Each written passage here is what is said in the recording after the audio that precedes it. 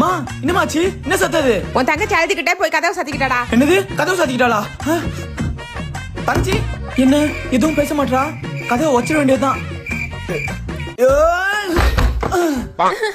ஏய் ஏண்டி அழுவுற? ஏச்சி சொல்லு. என்கிட்ட போட்டுக்க ட்ரெஸ்ஸே இல்லைண்ணே. ஏங்க ப்ரொமோஷன் எல்லாம் இல்லைங்க. இது ட்ரெஸ் இல்லையா? இரி வரேன். அம்மா இன்னும் வெயிட்டா இருக்குதுப்பா.